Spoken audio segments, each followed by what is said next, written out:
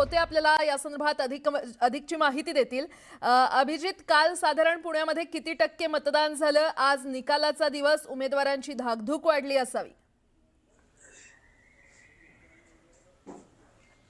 नक्कीच आपण पाहतोय की पुण्यात जी लढत झाली ना प्राजक्ता, ती थेट दादा वर्सेस अण्णा म्हणजेच अजित पवार वर्सेस मुरलीधर मोहोळ या दोघांनी एकमेकांवर टीका केली। भाजप विरुद्ध राष्ट्रवादी असा हा थेट सामना जो आहे तो पुण्यात रंगलेला पाहायला मिळाला। जवळपास 163 जागांसाठी मतदान काल पडलं, ज्यामध्ये 18,62,000पेक्षा अधिक पुणेकरांनी आपला सहभाग जो आहे तो नोंदवला आहे। 52.42% मतदान काल पुणे महानगरपालिकेसाठी पार पडलं आणि आज दिवसभर सकाळी 10 वाजल्यापासून पुण्यात देखील या मतमोजणीला सुरुवात होणार आहे। जवळपास 15 ठिकाणी ही मतमोजणी होणार असून प्रत्येक प्रभागात 1 ते 2 वॉर्ड अशी नुसार जे का मतदान जे मोजणी केंद्र आहे तिथे 1 ते 2 प्रभागाची मतमोजणी होणार आहे।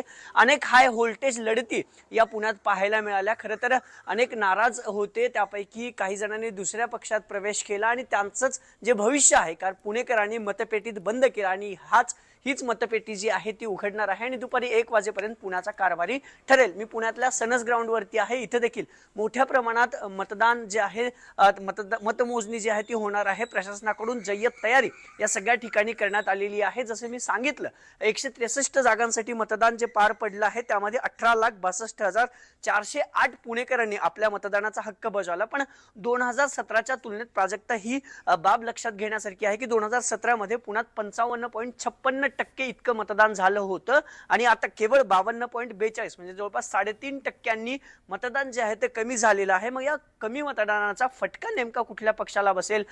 सगळ्या उमेदवारांचे आता जीव टांगणीला लागलेले आहेत। अनेक बड्या नेत्यांच्या प्रतिष्ठा पुण्यात जे आहेत ते पणाला लागलेले आहेत। पण ही जी टक्केवारी घसरली आहे ती लाक्षणिक आहे, जवळपास 3.5%। जरी मतदान गेल्या वेळेस 15 ते 15 लाखाच्या आसपास पुणेकरांनी मतदानाचा हक्क बजावला होता, यावेळेस तो आकडा वाढलाय, मात्र टक्केवारी जी आहे ना ती मोठ्या प्रमाणात कमी आलेली आहे, 3.5% कमी झाले आहेत। मग या कमी मतदानाचा फायदा कुणाला होईल किंवा फटका जर बसला तर तो कोणाला बसेल हे सगळं पाहणं महत्त्वाचं आहे। पण आता 15 निवडणूक मतमोजणी केंद्र जे आहेत ते सज्ज झालेले आहेत।